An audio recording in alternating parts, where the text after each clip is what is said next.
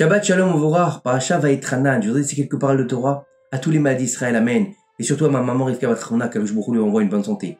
Il est rapporté dans la Parasha de la semaine, si Hachem vous a préféré et distingué, ce n'est pas parce que vous êtes plus nombreux que les autres peuples, car vous êtes le moindre de tous. Nos sages disent, Hachem dit au peuple d'Israël, je t'ai désiré parce que tu te fais petit, ça veut dire quoi petit, humble. Mais même quand je te donne la grandeur. Nos sages expliquent, j'ai donné la grandeur à Abraham Avinu. Et il a dit quoi Hachem? Je suis que poussière et cendre. Moshe et Aaron ont dit de même, que sommes-nous? Le roi David a dit devant Akadosh Baruch Hu, je suis un vermisseau, pas un homme. Mais les nations du monde ne se conduisent pas ainsi.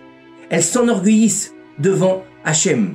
Selon cette explication, nous comprenons maintenant que la référence du verset au peuple juif, comme le plus petit parmi toutes les nations, ne se réfère pas à leur quantité. Bien sûr, si on compte la quantité, on est le plus petit des peuples, mais plutôt à leur modestie. Bien qu'Hachem leur offre la grandeur, ils se rabaissent. Et c'est donc pour cette raison qu'Hachem les a choisis pour être sa nation à lui. Asher Bachar Banu Mikolam, qui nous a choisis parmi toutes les autres peuples. Les autres nations deviennent égocentriques quand elles grandissent. C'est pourquoi Hachem les méprise. C'est la différence essentielle entre un juif et un non-juif. Le non-juif se sent séparé d'Hachem, ce qui entrave son lien avec la sainteté. Alors qu'un juif a le sentiment profond qu'il est lié à qui? À son créateur. Mais un juif qui s'attache aux nations du monde crée une obstruction qui le séparera de son Père céleste. La vertu des vrais tzadikim dans chaque génération est qu'ils sentent leur annulation envers Akadosh Baruch Hu d'une manière tangible. Ils savent qu'ils ne sont rien devant lui et ils subordonnent leur volonté devant la volonté d'Hachem. Comme nos sages nous l'enseignent.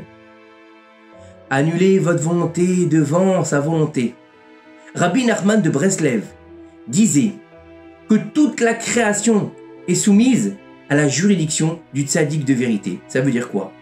Comme la plume dans la main du scribe. Ça veut dire quoi? Est-ce que c'est le stylo qui écrit ou est-ce bien c'est la main? C'est la main qui écrit. Le stylo est subordonné à la main. Ça veut dire que lorsque le tzaddik de vérité fait la volonté d'Akadosh Baruch Hu, eh ben, on fait sa volonté.